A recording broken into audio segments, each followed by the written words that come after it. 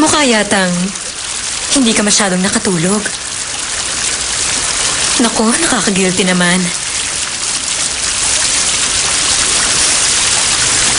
So ano, alam mo na bang gagawin mo? Tamang-tama, maganda ang panahon ngayon. Tamang-tama lang kung aalis ka na.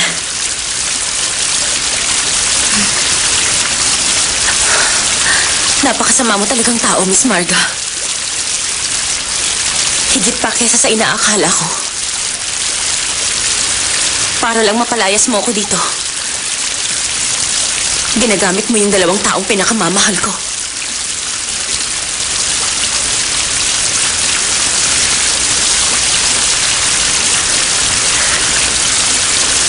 So ano ang balak mo? Alis ka ba o hindi?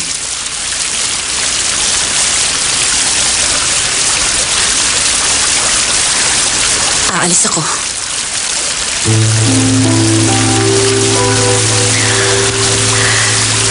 You made the right decision, Your Highness.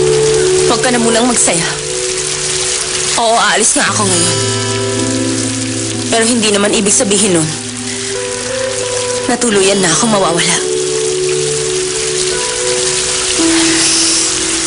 Dahil babalik ako ano man ang mangyari. Asahan mo yan. At sa pagbabalik ko, katapusan mo na yun.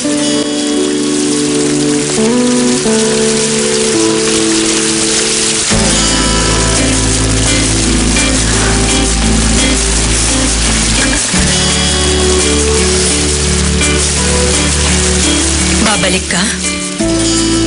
At paano mo naman yun gagawin? Sa nakikita ko, mukhang hindi mo yata ako naiintindihan. Ikinalulungkot ko, pero hindi mo na magagawa pang bumalik.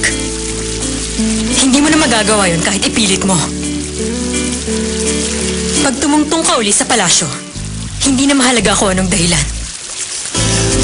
Lahat ng tao sa buong bansa malalaman ang tungkol sa papa ni Ethan. Kaya kung talagang gusto mong makitang tinatalikuran ng lahat si Ethan Park, pues sige lang, subukan mong bumalik. Napakaraming buhay ang masisira dahil lang sa pagpupumilit mong maging prinsesa.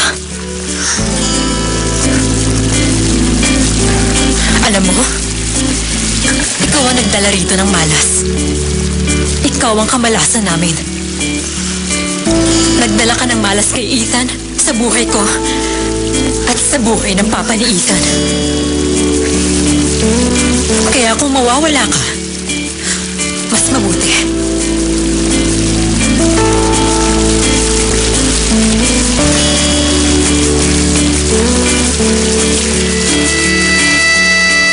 Talaga bang naniniwala kang prinsesa ako? Oo. Naniniwala ako. Kamahalan? Oh, ano yan? Mga gamit niyo po ba yan? Aalis ako pansamantala at medyo matatagalan ako. Pero sisikapin ko makabalik agad. Sinabi mo nang si Papa ang dahilan kaya namatay ang prinsipe. Pati ba to?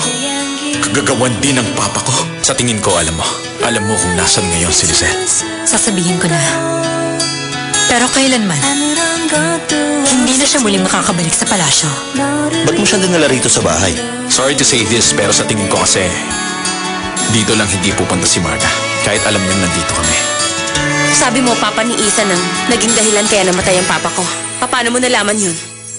May katibayan ka ba? Kaya nga puntahan mo na si Chairman Park. Doon mo malalaman ang sagot. Saan ba tayo pupunta? Sa lugar na hindi nila alam.